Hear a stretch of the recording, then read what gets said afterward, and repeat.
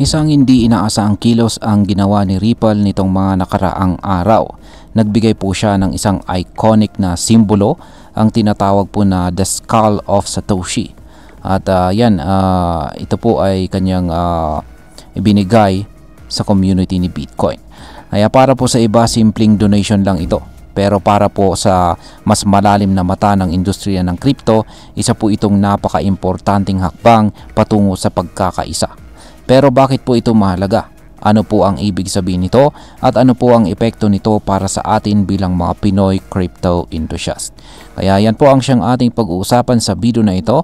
Pero bago po tayo magpatuloy ay pakibasa na lamang po muna ang disclaimer dito sa ibaba ng ating screen. At ayan, ang nakikita natin dito ay si Ginoong Brad Garlinghouse. Ayan. Ngayon ay simulan po natin sa kung ano po ang Skull of Satoshi at bakit po ito mahalaga. Ang Skull of Satoshi ay hindi lang basta art o simbolo.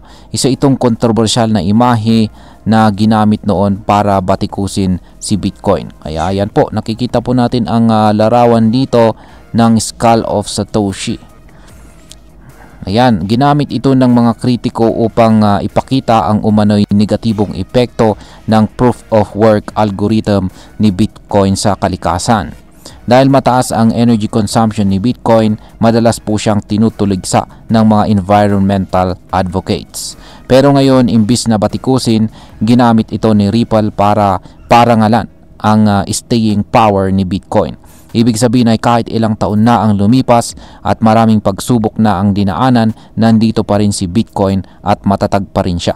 Sa katunayan, ang Skull of Satoshi ay ilalagay na sa Bitcoin Museum sa Nashville bilang isang permanenteng bahagi ng kasaysayan nito. Isipin po ninyo yon, mula simbolo ng kritisismo naging simbolo ng respeto. Ngayon ay bakit po binigay ni Ripple ang Skull of Satoshi sa Bitcoin community? Ang CEO mismo ng Ripple na si Ginoong Brad Garlinghouse ang nagsabi na oras na para sa pagkakaisa. Ayon sa kanya, ang buong crypto industry ay dapat magkaisa at tumutok sa mga layunin na pare-pareho naman nilang hinahangad, tulad po ng financial inclusion o pagbibigay ng access sa financial systems sa lahat, regulatory clarity o malinaw na patakaran mula sa gobyerno, at innovation o patuloy na pag-unlad ng technology. Para po kay Ginoong Garlinghouse, hindi na dapat pagtalunan kung sino ang mas magaling, mas mabilis o mas decentralized. Ang mahalaga ngayon ay ang pagtutulungan. Ang donasyon po ni Ripple dito sa Skull of Satoshi ay isang simbolikong peace offering. Para bang sinasabi nila, oo, may mga di pagkakaunawaan tayo noon, pero panahon na para magtulungan. Ngayon is ano ba ang kasaysayan ng awayan sa pagitan ni Bitcoin at ang XRP?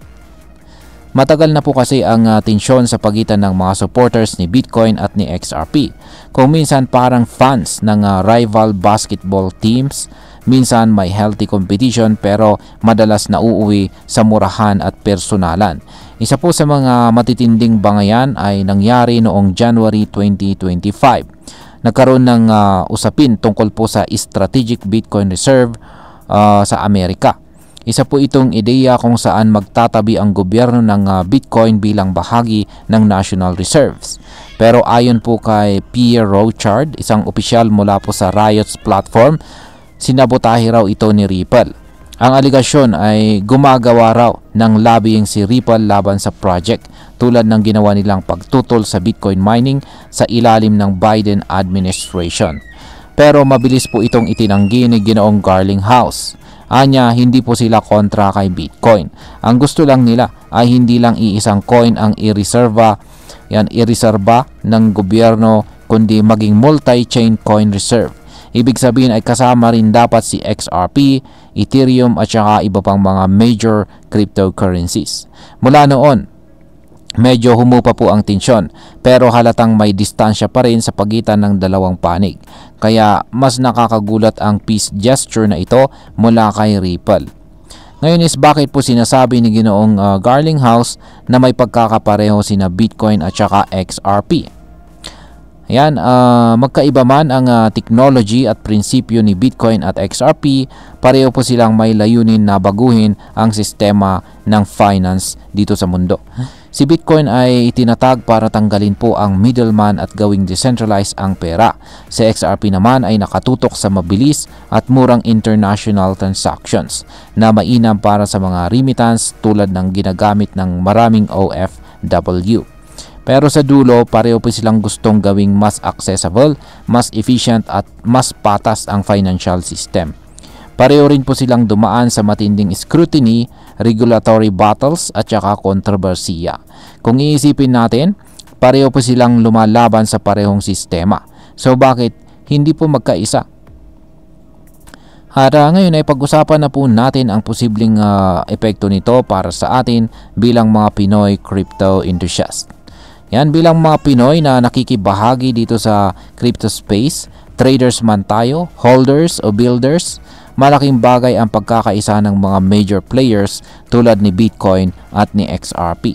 Kapag may unity sa industry, mas madaling magkaroon ng malinaw na regulasyon. Hindi na kailangang mag-alala na biglang ipagbawal o limitahan ng gobyerno ang crypto.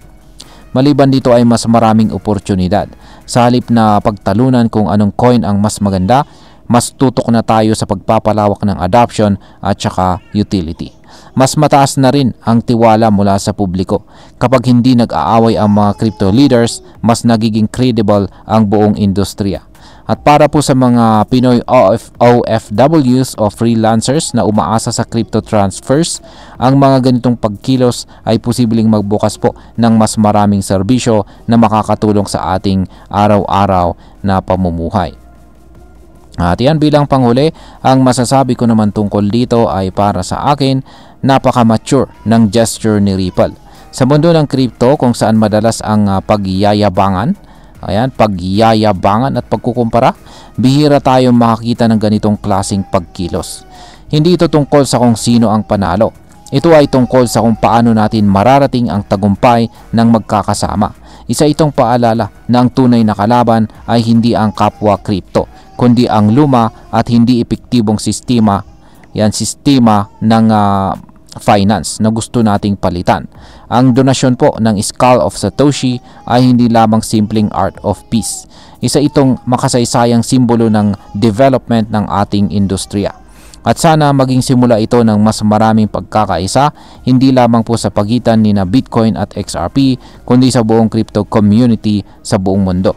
At syempre, pati na rin dito sa Pilipinas. At ayun, hanggang dito na lamang po tayo sa video na ito mga ka-crypto. Marami pong salamat sa panonood. Ingat po tayo lagi at God bless po sa ating lahat.